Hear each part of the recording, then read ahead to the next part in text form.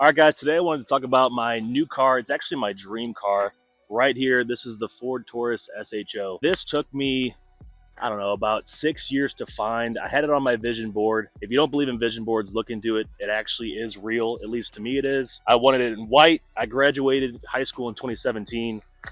So this is a 2017. I thought that was a pretty cool feature. If you come around this way, obviously, get the personalized plate. The seller actually gave me these caliper covers that say, if you zoom in on that or you want to get close to that, it actually says SHO. It's a little hard to read the way the rim is right now, but I thought that was a super cool feature. Now, before I go into the rest of the review or the presentation of the show, I wanted to bring you over to this car, which is my 2015 SEL, also PEEP, personalized plate. This is probably my favorite daily car to date. They both, for a four-door sedan, they both have really high ceilings. Obviously, they're going to have 1, 2, 3, 4, 5 seats, which is really cool. This was my second car that I got in 2018, 2019, something like that. Before this car, funny enough, my first car ever in high school when I was 16 was a 2004 Ford Taurus SES that was also gray. So my entire lineup of cars thus far has been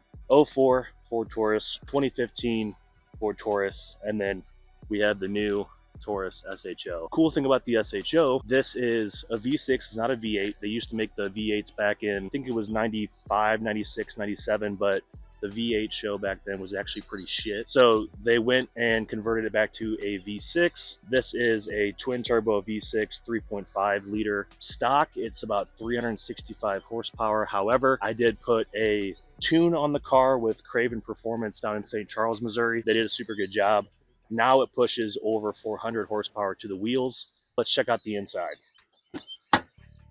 Now, the inside of the car, I mean, I'm a pretty tall guy. I'm like almost 6'4". To get in this car is actually really easy for me. I have plenty of headroom to come in here and drive, so it's comfortable. They are leather seats. They are heated and cooled front and back seats, which might sound standard today. However, back in 2017, it was pretty much unheard of for a four-door sedan. So if you come in here across the front, it does have a big screen, which does have Apple CarPlay.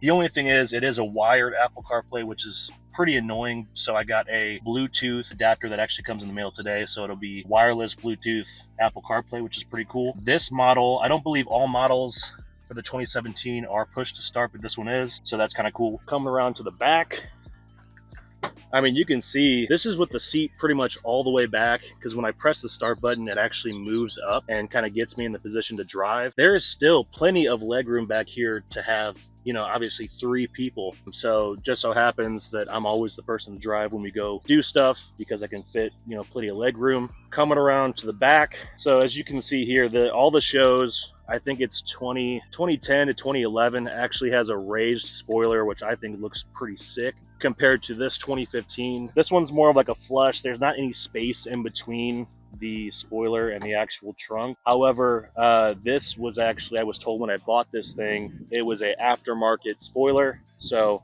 pretty cool. Usually it doesn't come with any spoiler. So if you see one on this model, it's usually like a, different add-on. So the next thing I want to do is I'm going to start it, and you can actually hear these are updated mufflers. It gives you that low vibrating, like premium type of vibe, which I like. Eventually I will have some sort of catback exhaust system to make this sound even cooler, but I think for right now it actually sounds pretty good. As far as the upgrades, it does have the upgraded mufflers. It does have upgraded brakes. It has a upgraded air intake, and then obviously it's got that tune that I mentioned earlier. So from the back, you can kind of hear when I start this thing, it does have a really premium sound.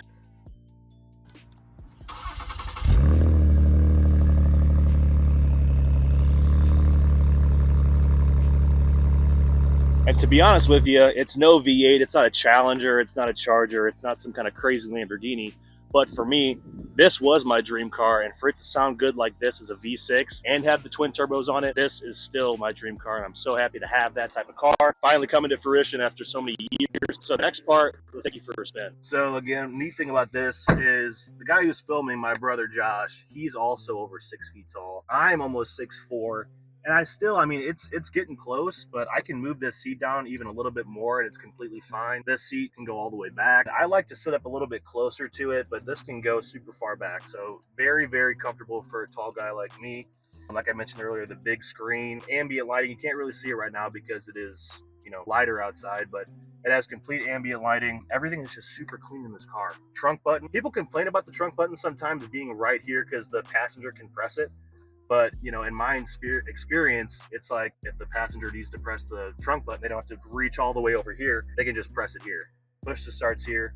Otherwise, I bought this thing as it was on the inside. There's not really many scratches. There's one small scratch or tiny rip from the previous owner's kid's car seat. Other than that, and you can see here, it's got the SHO emblem embroidered into the seats. Dude, it's super cool. All right, so a quick pull on this thing. What's nice about this is I can shift this to sport mode right here, and then I can actually paddle shift as I go. So that's pretty neat. I don't really love manual cars. I've always had automatic and never felt like learning how to do a manual. So call me a bitch, but I have no clue how to operate a manual car. But this has paddle shifters, which makes it, you know, I guess what you could say half manual. But let's do a quick pull so you guys can hear the actual sound of the engine off of a rip. So you'll hear that updated blow off, which I didn't mention earlier. And that thing, dude, it just sounds so good when you rip it like that. I don't do that often, or as much as I should probably, because I want to take as best care as I can of this car. However, when I do it, it is pretty freaking cool.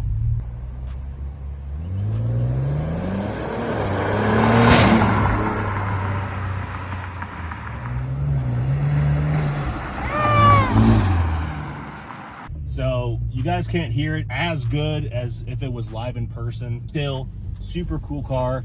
And like I said earlier in the video, I looked for this thing for 6 years. I wanted it in white. I wanted something newer than 2016, and I found it. Other than it being not an upgraded exhaust, this is a very, very nice car. I don't normally drive it during the week. I kept the other car, the other Taurus, for a daily driver. Thought about selling it because the water pump was actually going out. I did not sell it. I decided to fix the water pump and just have a daily driver, because eventually this car is going to be even more badass when I do more upgrades like that exhaust and a couple other things. Other than that, if you haven't looked into the Tauruses, or this is your first time watching a Taurus SHO review video, whatever it is, and you're looking for something pretty sweet, or you're looking for kind of that sleeper car, definitely look into the Taurus SHO. This thing's pretty badass for what it is. Other than that, thanks for watching, guys, and I'll see you in the next one.